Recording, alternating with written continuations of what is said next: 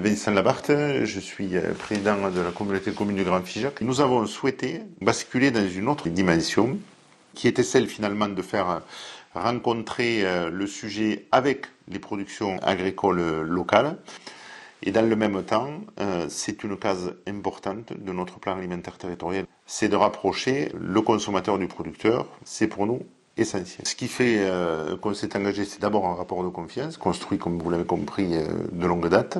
Ce temps de partage, il a été important, ça n'a pas été finalement aussi simple que je peux le décrire ici. Et donc la PEAI s'est testée pendant 3 ans sur ce modèle pour savoir si la jauge était bonne et le projet était viable. C'est une construction qui temporellement a été longue, mais mûrement réfléchi. Mon idée, c'est d'avoir finalement une gouvernance qui est d'abord basée sur la rencontre et l'échange, de façon déjà à ce qu'on puisse avoir un niveau d'information et une circulation de l'information qui soit bonne. Dans la réunion de l'exécutif, je demande à chacun d'avoir 3 minutes d'expression pour dire sur son sujet ce qui s'est passé dans la semaine, de façon à ce qu'on ait une information transversale qui puisse profiter à tous.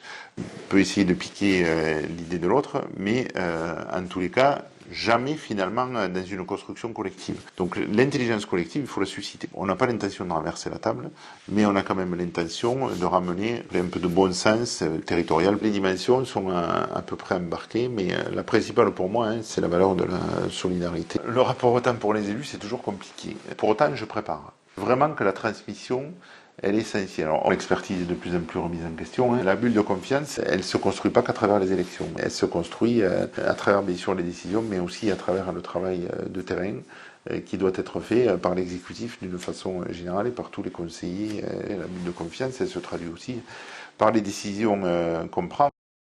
Cette cuisine centrale était dédiée à l'intégration de personnel à handicap pour la production de 700 repas par jour sur la communauté de communes du Grand Figeac.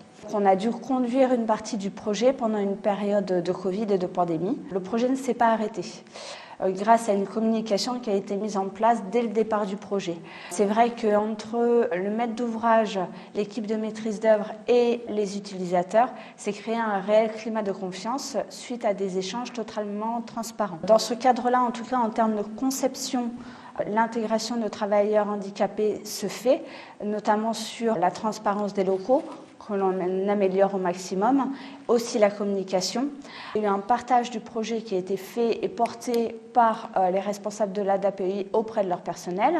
On n'a pas eu besoin de me dire il faut s'investir plus, là on a un souci, il faut le résoudre. On le résout, on trouve une solution.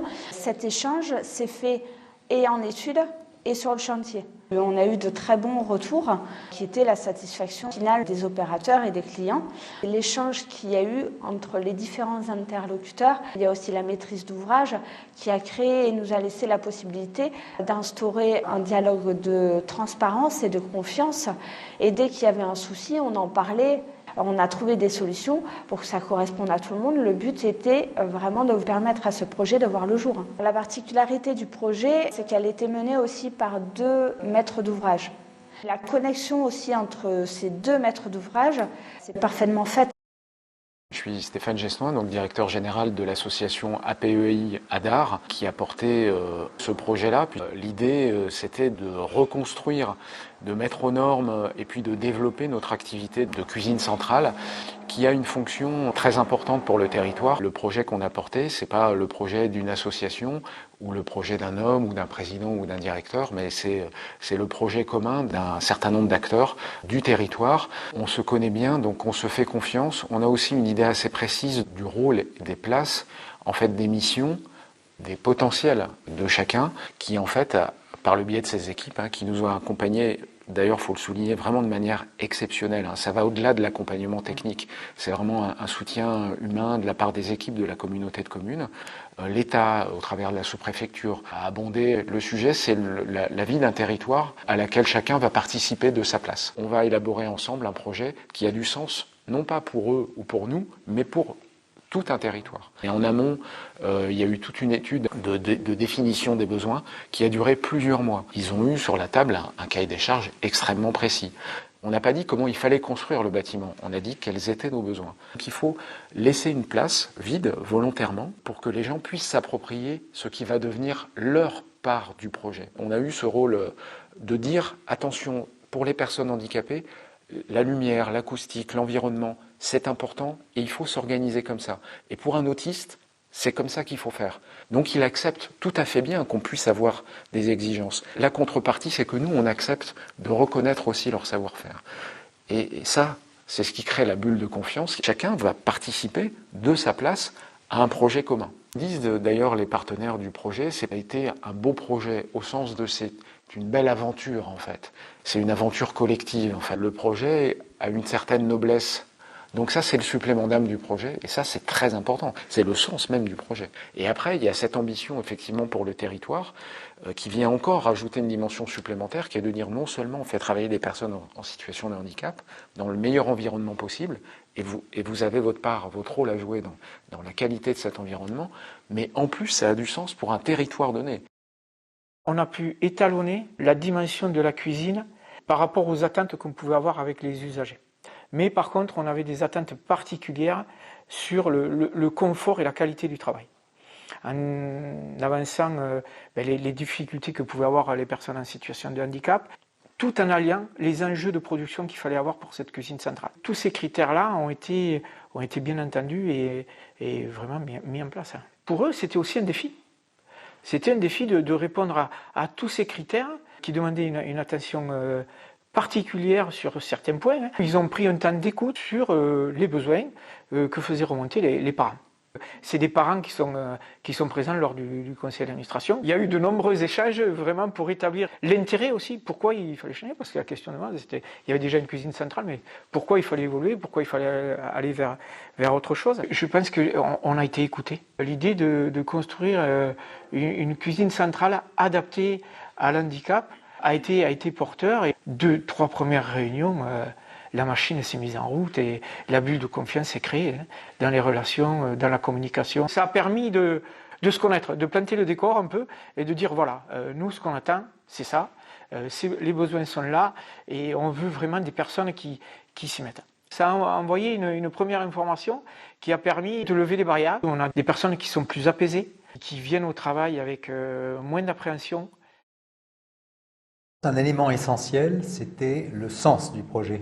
Le fait qu'il y avait contribution à un besoin sociétal, mais aussi pour les participants au projet, l'idée qu'ils étaient en train de construire un projet vitrine qui serait exemplaire au point de vue de la réussite technique, économique et de la réussite sociétale.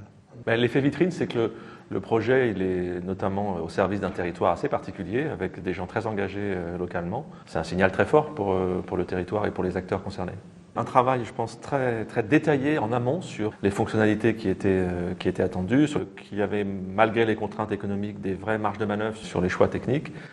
Et le temps qui a été consacré à cette phase-là, c'était un temps apparemment très significatif. Et donc ça, c'est un temps qui a pu ralentir peut-être au départ, mais qui manifestement, dans le déploiement du projet, a eu des effets extrêmement positifs. Les différents acteurs du projet ont parfois été impliqués relativement en amont par rapport à ce qui était juridiquement la phase responsable du projet. La maîtrise d'ouvrage n'a pas hésité à faire appel à ce que j'appellerais des acteurs fédérateurs. On n'était pas dans un jeu à somme nulle. Si tu perds, je gagne. En fait, on était vraiment dans un jeu où l'ensemble des acteurs avaient un objectif commun qui était de mieux servir leur territoire, encore permis globalement probablement de créer plus de valeur que s'ils avaient été dans une confrontation. D'une situation qui était potentiellement une situation de conflit, mais qui, je pense, n'est pas vraiment devenue une situation de conflit. Lorsque les châssis des fenêtres du premier étage ont été posés à une hauteur trop importante par rapport aux besoins et par rapport au plan. On aurait pu imaginer que ceci donne lieu à du contentieux, à des conflits, à des pertes de temps, parce que le climat de confiance a permis que chacun fasse l'effort nécessaire pour régler techniquement ce problème, sans entrer dans une logique de recherche de responsabilité et une illustration du fait que lorsqu'on a un jeu coopératif, le gain global peut être supérieur à celui qu'on a quand on a un jeu adverse. On a typiquement des acteurs, si on reprend un terme de théorie des jeux, qui sont sortis du dilemme des prisonniers. Son valeur, on ne peut l'appréhender que sur 4 dimensions, mais simultanément. Les dimensions financières, environnementales, sociales et de gouvernance. C'est deux paramètres clés dans le fonctionnement de ce projet qui ont été vraiment intéressants. Il y a l'engagement de la gouvernance et le type d'engagement de la gouvernance, c'est-à-dire au bon niveau, en passant le temps nécessaire pour répondre aux besoins d'éclaircissement des acteurs. Le deuxième facteur clé, c'est le soin et le temps passé dans les phases de conception.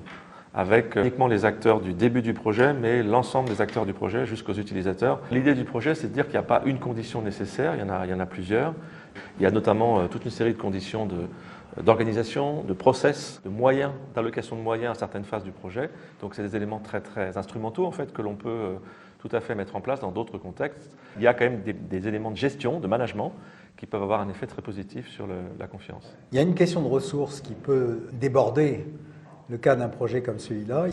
Mais en plus, je pense qu'il faut une maîtrise d'ouvrage, et ça a été réalisé dans ce projet, une maîtrise d'ouvrage engagée. La communication est très importante. Ouais. La communication sur des réussites, je pense que pour une maîtrise d'ouvrage... C'est-à-dire il peut y avoir un budget bulle de confiance dans les appels d'offres. C'est-à-dire on prévoit un budget pour construire ou appliquer ces règles. Moi, je parlerais de gouvernance.